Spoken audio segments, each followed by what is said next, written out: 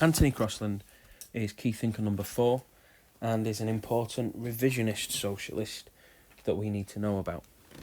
He was a Labour Party politician, served in cabinet, most famously in the 1960s. He was the Secretary of State for Education, and Anthony Crosland has a particular interest in education. We'll come to that in a moment. His key text is a text written in 1956 called The Future of Socialism. But before we talk about him and his ideas, let's provide some context to Crosland and the Labour Party. Because the last time we looked at a key thinker linked to the Labour Party, it was Beatrice Webb and the idea of gradualism, that a state-managed economy would come over a long period of time. Because of changes and circumstances, the Labour Party does not pursue that whenever it's in government after 1945, and I'll explain that now on the next slide.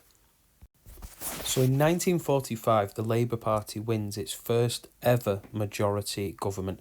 Labour had been in power, led by Prime Minister Ramsay MacDonald, but it was a coalition government known as a government of national unity.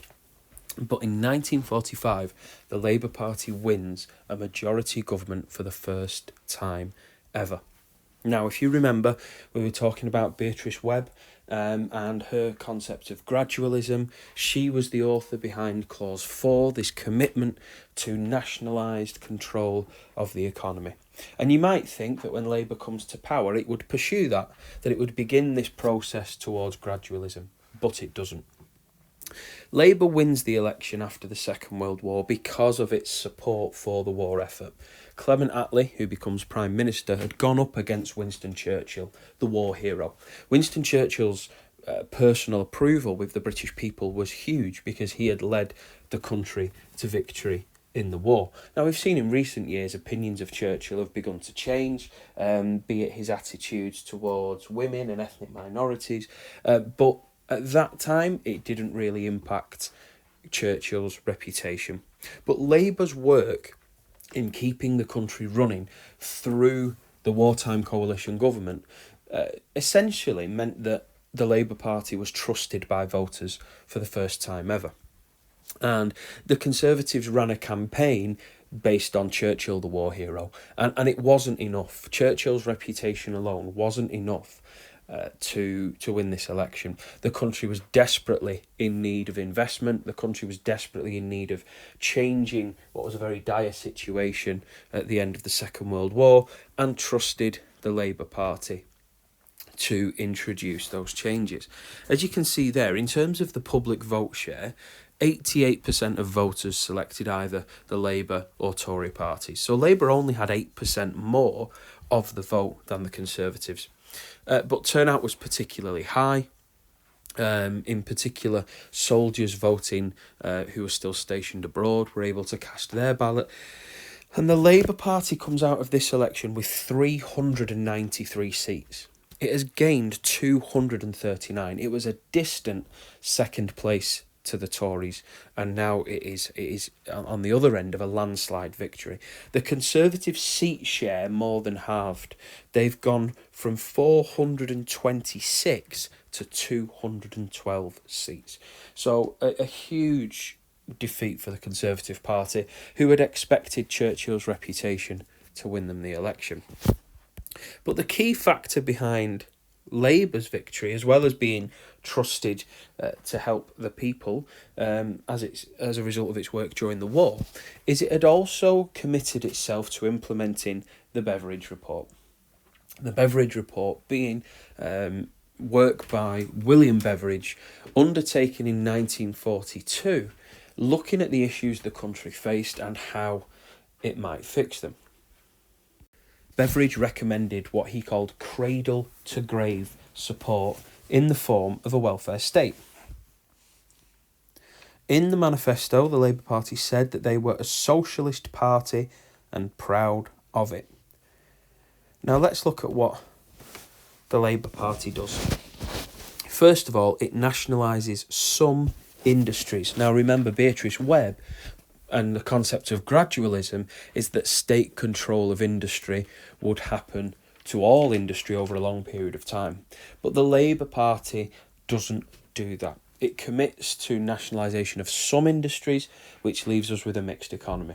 So we get nationalisation of the Bank of England, the fuel industry, power industries, transport, iron and steel, and the coal industry. And the creation of the National Coal Board is particularly popular. And the coal mining industry is a huge employer still at this time. And working class communities are very happy with the Labour Party's decision to nationalise the coal industry.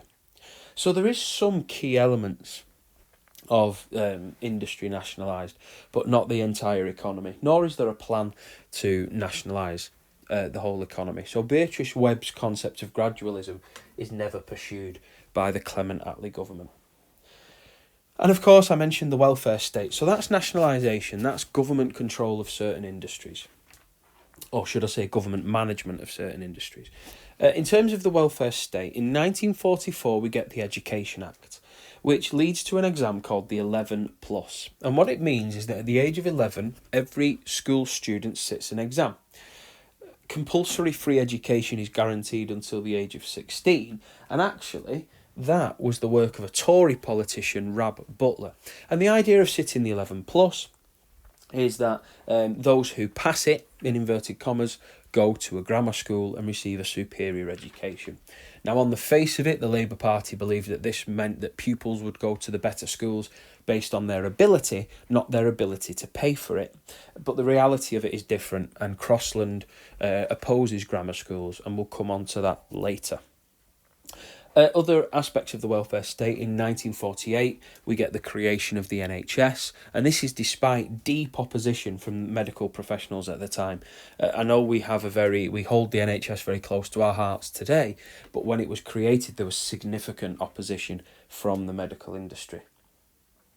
And then the Labour Party begins to extend the reforms of the Liberal government in the early 20th century. We get the extension of sickness, unemployment and pension benefits. So these ideas are not new, it's just providing more provision for them. So that is the Labour Party that Crosland moves into. It is a party of socialism, but not of Beatrice Webb's gradualist approach, where the economy will eventually become completely state-managed. So let's talk about Anthony Crosland and how he views socialism. And remember that I said that he is a revisionist socialist. And when we revise something, we are going back over it, looking for errors and how we can improve it. You've done plenty of revision yourselves, so you know what that is. But when we're talking about revisionist socialists are looking at socialism as it previously existed and looking for ways to make it better. Now, for Crosland, socialism is a set of values, not a programme. So Crosland rejects Marx's view of socialism as a period of history, a stepping stone to the next period of history. He views socialism as values, not a programme. So, first of all, Crosland argues that public ownership had gone far enough. And for Crosland, public ownership is a means to achieve equality, greater equality, not an end in itself. So that's even a rejection of Beatrice Webb's idea of public ownership of the economy following a gradual approach. Crosland rejects that. He believes that public ownership should be a way to increase and achieve equality, not be a stepping stone to other things. And Crosland is particularly inspired by John Maynard Keynes, who you can see there on the left, pretending to read a book. Keynesian economics was the idea of using progressive taxation in a mixed economy to give capitalism a human face. Now, I've used a lot of key terminology there, so let's just go back a little bit. So first of all, progressive taxation. This is the idea that the more you earn, the more tax you will pay. And governments, ever since, be them Labour or Conservative, have been committed to some element of progressive taxation. The more you earn, the more you contribute. A mixed economy, this is the idea that certain elements of the economy will be privatised, will be run by the so-called free market. Other elements of the economy will be under public ownership. And according to Keynes, that's okay. Well, the government's role is to step in and manage the economy, to reduce the volatility of a completely free market economy. So, for Crosland, he thinks that Keynesian economics can provide permanent economic growth and full employment.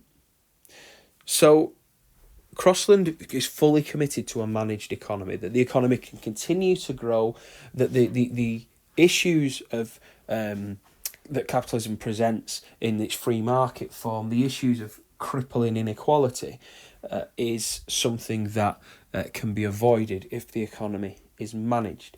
And Crosland is committed to full employment. So that's the economy. And remember that this mixed economy is something that had been established by Labour's victory in the 1945 election. Crosland in government wants greater public spending and better public services, but not more public ownership. He doesn't want to bring other industries into the government's control, but what he does want to do is in those areas where the government does have an influence, he wants greater spending and better services in areas where the government already has a responsibility. So let's talk about society then. Remember that for Marx outlines society as the proletariat and the bourgeoisie, the working class and the middle class, and history is a struggle between those classes. Crosland actually says that Marx has little to offer. And what he means by that is that Marx's interpretation of society isn't relevant to the world that he lived in. He believed that society was less binary. There wasn't just one middle and one working class. Crosland identified the emergence of new social classes, managers and so-called technocrats. And so the economy and therefore society had changed from Marx's time, and it wasn't a simple definition that Marx gave it. It wasn't as simple as a working class and a middle class, and the two shall never see eye to eye. So for Crosland, Marx's view of society is far too simplistic. And then finally, when we're talking about Crosland, I did say that he was committed to education. And if you remember that in 1945, the Labour Party introduces the grammar school system, not necessarily grammar schools themselves, but this exam, the so-called 11+. Now, he was Secretary of State for Education and he opposed it, and here's why. On the surface, the grammar school system was designed to allow talented students to go to the best schools regardless of their ability to pay for it.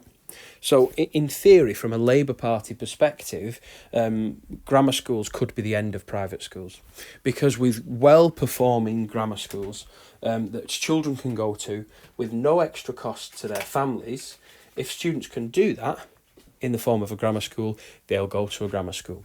And in theory, it opens up opportunities to children who otherwise would not have been able to pay for it. The problem is that in reality, grammar schools were packed with middle-class children. Sometimes those who received a better primary school education, depending on the area that they lived in, and other times they were prepared and tested in advance for grammar school education. So even though on the surface the Labour Party's idea was to increase the social diversity of schooling, it doesn't happen in reality. So, what Crosland argues for in education is the creation of comprehensive schools, comprehensive education, state-provided education, which will break down those class barriers. Because what we found in the 60s is grammar schools were packed with affluent children, and what Crosland wants to do is to give children from less affluent backgrounds that equality of opportunity. And so he believes in comprehensive education and removing any form of segregation in education, in the hope that in the long term that will reduce inequality in society.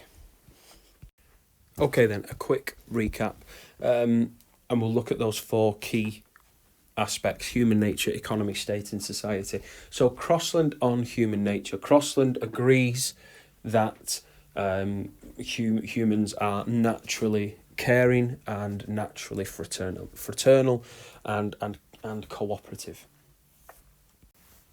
What can help human nature flourish is greater state provision of services. So greater public spending and better public services can improve the lot of the less well-off in society, and in the long term, reducing that inequality of opportunity will allow humans to sort of pursue their purpose, their human nature. The economy. Crosland, as a Labour politician, argues strongly against the free market. Crosland believes that capitalism results in poverty and inequality, and that the government must avoid those outcomes. However, he is also opposed to a fully managed economy. So every key thinker up until this point in socialism has at one point or another advocated complete state control of the economy. Now, Beatrice Webb rejected revolution as a way of getting there, but she still saw a time of a socialist economy, being that the state manages it entirely. Crosland is against expanding the state. He is against the concept of more state ownership of industries. What he wants to do is have a mixed economy with both public and private industries. That links us very nicely onto the state.